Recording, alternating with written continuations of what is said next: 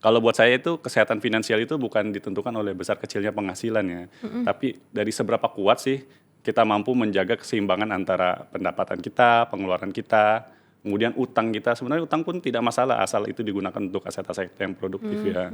Dan terakhir bagaimana proteksi resiko itu gitu. Karena sebenarnya kalau buat saya budgeting itu bukan membatasi hidup sih sebenarnya, tapi memberi arah terhadap uang yang akan kita pakai nih. Jangan sampai uang yang kita pakai ini nggak ketentu arah nih kemana-mana gitu kan. Bener-bener, Karena Mas. biasanya kebocoran-kebocoran itu dari pengeluaran-pengeluaran yang kecil tuh. Sebenarnya budgeting itu bukan seberapa kecil kita membelanjakan uang, tapi seberapa sadar kita menggunakan uang gitu. Jadi kita harus sadar dulu nih uang kita ini dipakai untuk apa gitu. Menurut Mas Putut, mana prioritas yang lebih dulu yang baik kita dahulukan? Menabungkah, investasi, melunasi utang, atau memiliki proteksi seperti asuransi?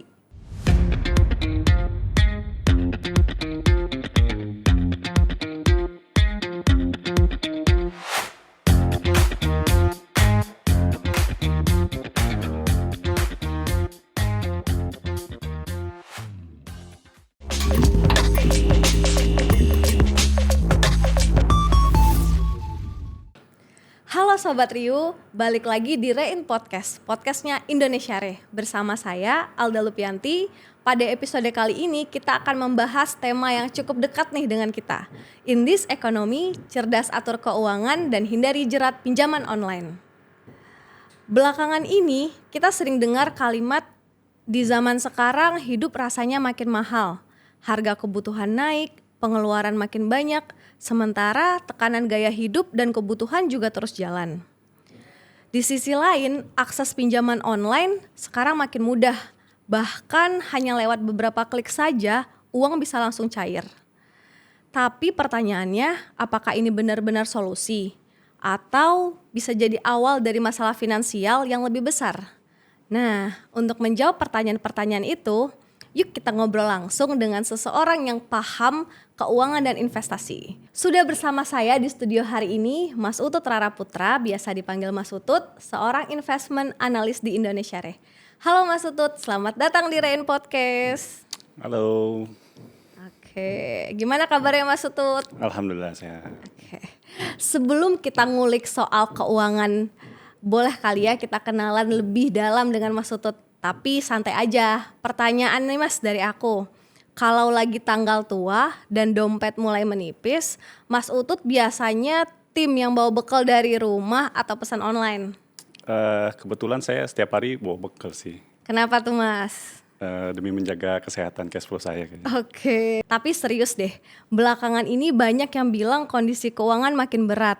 Bahkan kadang baru awal bulan dompet sudah mulai terasa tipis duluan.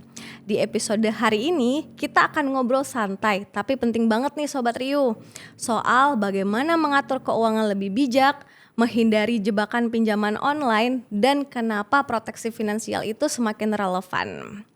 Nah Mas Utut, kita langsung ke pertanyaan pertama ya Mas. Kalau melihat kondisi saat ini, apa tantangan finansial terbesar yang paling sering dialami masyarakat atau generasi produktif, Mas? Nah, di ekonomi saat ini ya, sebenarnya tantangan finansial itu bukan hanya tentang pendapatan ya saat ini.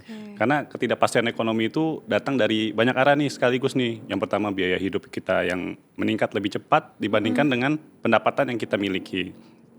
Kemudian tekanan gaya hidup dari media sosial, dari influencer-influencer itu akan memicu kita untuk konsumsi yang berlebihan gitu. Kemudian yang berikutnya banyak orang ingin terlihat mapan tapi hanya di media sosial gitu. Padahal dia memiliki cash flow yang rapuh, dari fondasi finansial mereka itu rapuh gitu. Jadi kalau saya melihatnya itu ada 3 masalah utama yang dihadapi oleh generasi produktif saat ini ya. Yang pertama itu minimnya membangun dana yang tahan terhadap krisis dan juga proteksi untuk diri mereka sendiri gitu. Oke. Dan yang kedua adalah peningkatan gaya hidup ya, didorong oleh tekanan dari media sosial, dari pergaulan mereka. Dan yang terakhir adalah rendahnya literasi resiko dari mereka itu sendiri. Jadi pemahaman resiko akan untuk pendapatan mereka itu masih cukup rendah untuk generasi-generasi yang produktif saat ini. Jadi bagaimana kita membangun fondasi finansial yang sehat gitu. Yang pertama adalah kita harus memperbaiki dulu nih cash flow yang kita miliki gitu. jangan sampai cash flow yang kita miliki ini setiap bulannya, karena pendapatan kita kan bulanan ya, itu negatif gitu. Jadi setiap bulan itu negatif terus. Kemudian yang kedua, setelah cash flow kita sehat, kita bangun proteksi untuk menjaga cash flow kita agar kuat gitu terhadap resiko-resiko yang mungkin terjadi. Setelah proteksi kita bangun, terakhir barulah kita bisa sedikit-sedikit untuk mengoptimalkan dari investasi. Nah, ternyata banyak banget ya Mas tekanan-tekanannya, tapi banyak banget nih yang akhirnya cari jalan cepat. Salah satu yang paling sering dipilih si pinjaman online.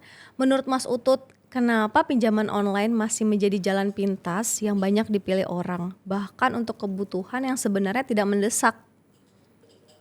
Kembali lagi kayak tadi yang saya bilang tuh. Pertama itu cash flow-nya nih, gimana sih cash flow-nya itu?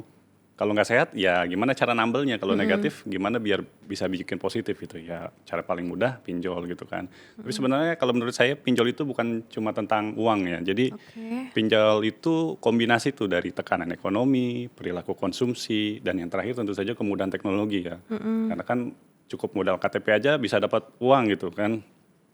Jadi itu secara psikologis sangat menggoda gitu, gimana cara kita mendapatkan uang untuk menambal konsumsi tadi kita gitu.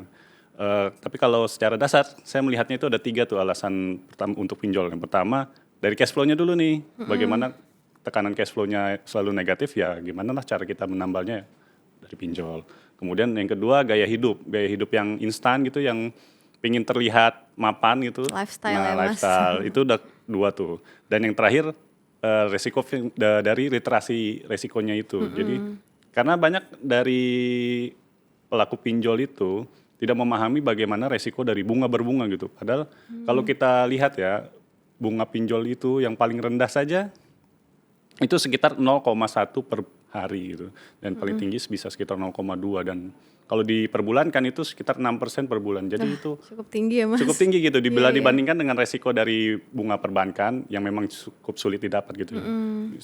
Sekitar 10 sampai 12% per tahun, dan kalau dipinjol itu 6% per bulan. Jadi ya memang cukup tinggi. Jadi masyarakat itu tidak memahami bagaimana, dan bunga itu cun bunga berbunga gitu. Jadi dari bunga itu dibungakan lagi. Jadi Compound ya Mas ya. compound, Iya, betul. iya. Karena kita literasi di risikonya cukup tinggi, jadi kita mengerti gitu.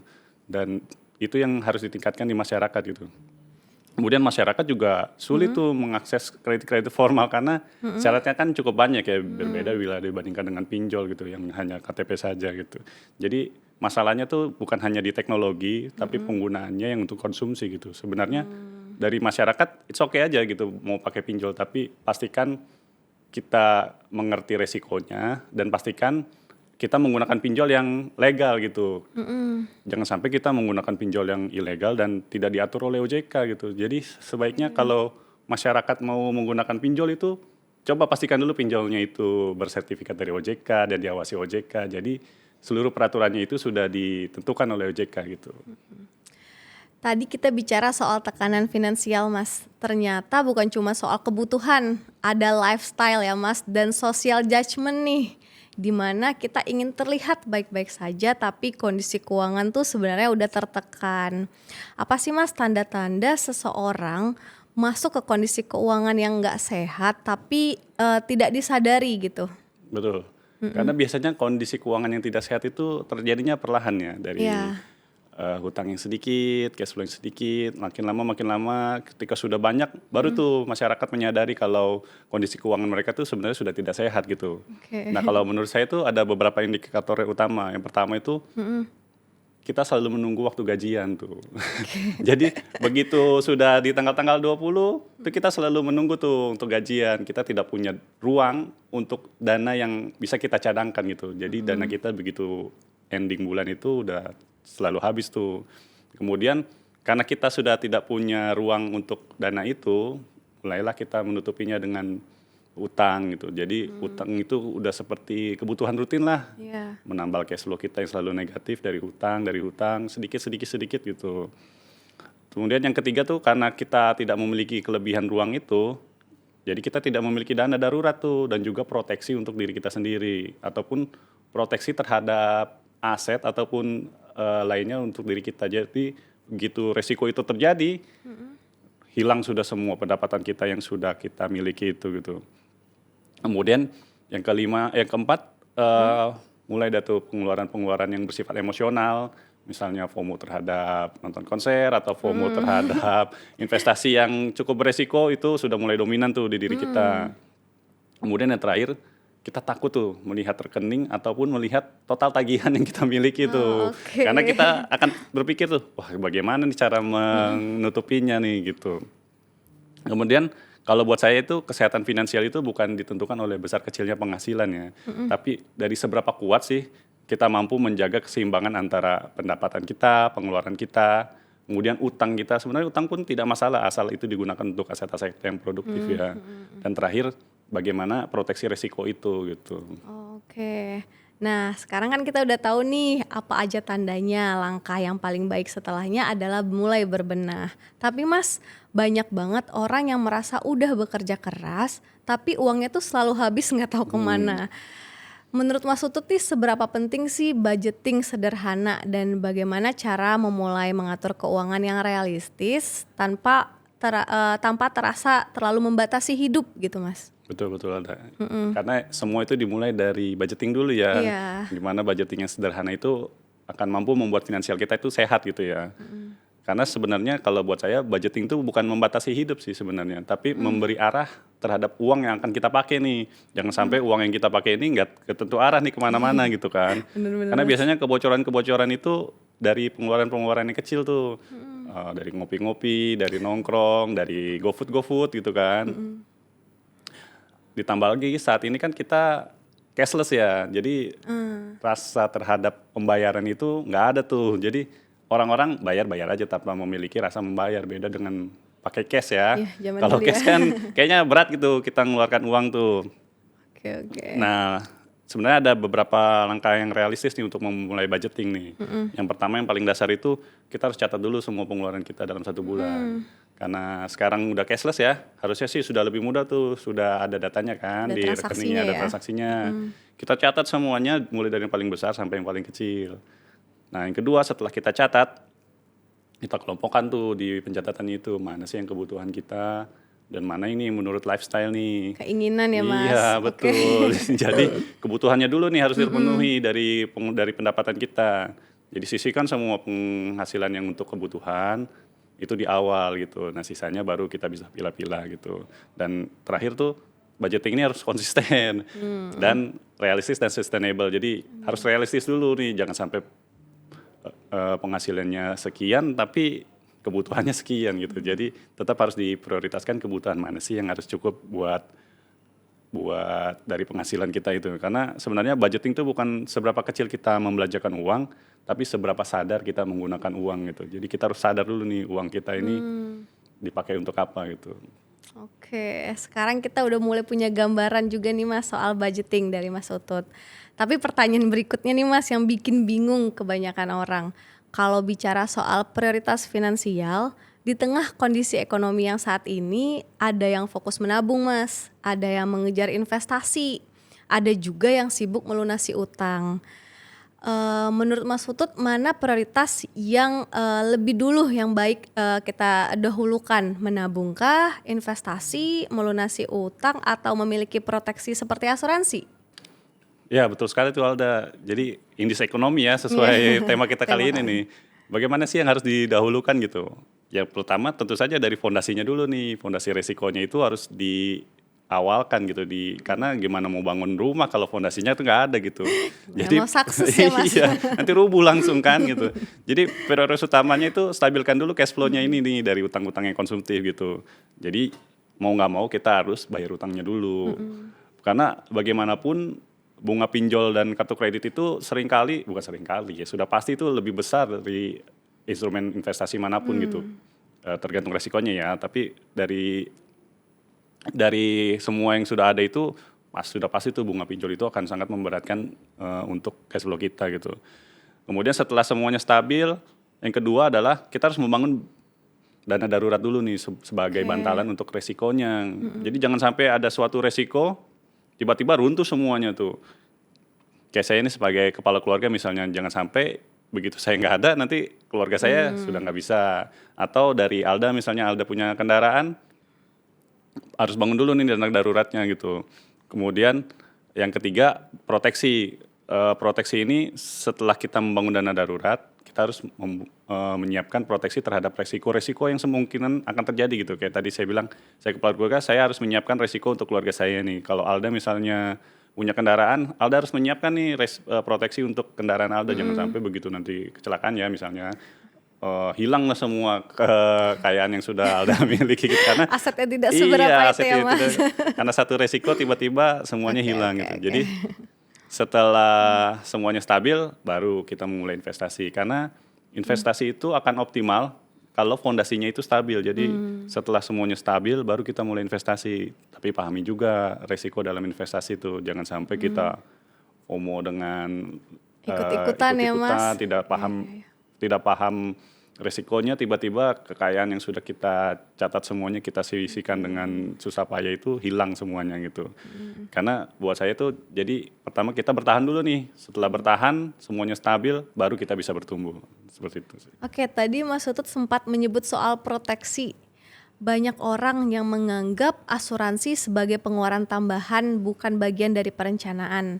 Menurut Mas Utut, seberapa penting proteksi asuransi yang dapat membantu seseorang menjaga kondisi finansial tetap stabil, terutama di indeks ekonomi ini ya Mas, penuh ketidakpastian seperti sekarang? Iya, sebenarnya di ketidakpastian ekonomi itu justru resiko kita itu makin besar ya, terutama resiko finansial ya. Karena banyak orang itu berpikir asuransi nantilah saat kita mapan, padahal terbalik itu logikanya. Jadi kalau saat kita sudah mapan gitu, sebenarnya ketahanan kita terhadap resiko itu sudah lebih besar gitu. Jadi kemampuan kita menyerap resiko mungkin sudah jauh lebih besar, berbeda dengan kondisi kita saat ini. Misalnya kita belum sampai ke arah sana, kemampuan kita untuk menyerap resiko tuh jadi lebih sedikit gitu. Jadi jangan sampai tiba-tiba resiko itu datang, misalnya hilang mobil kita atau hilang aset kita, kita tidak mampu untuk menambal itu gitu. Jadi hasil kerja kita yang sudah bertahun-tahun itu hilang gitu. Jadi sudut pandangnya tuh kadang terbalik gitu ya. Seharusnya itu dimulai dari hal yang kecil, begitu sudah besar baru dibalik gitu.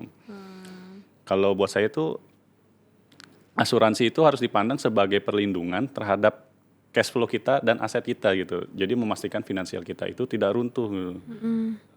Kalau buat saya fungsi utama asuransi itu ada 3 ya. Pertama kita menjaga cash flow kita deh, minimal cash flow kita ini tetap stabil gitu. Yang kedua menjaga aset kita, jangan sampai aset yang sudah kita miliki ini hilang gitu begitu terjadi satu resiko. Dan yang ketiga itu menjaga stabilitas. Jadi hal-hal yang sudah dilakukan kita ini konsisten, ini tetap harus stabil nih, jangan sampai ada satu resiko tiba-tiba hilang semuanya gitu. Jadi asuransi itu sebenarnya bagian utama lah dari manajemen resiko gitu.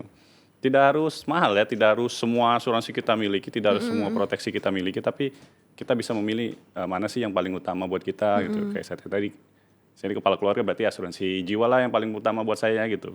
Kalau Alda masih sendiri mungkin bisa memikirkan untuk asuransi kendaraan ataupun dana pensiun untuk nanti ke depan-depan ya. Oke, benar banget Mas. Banyak orang yang salah memprioritaskan ya terkait dengan proteksi.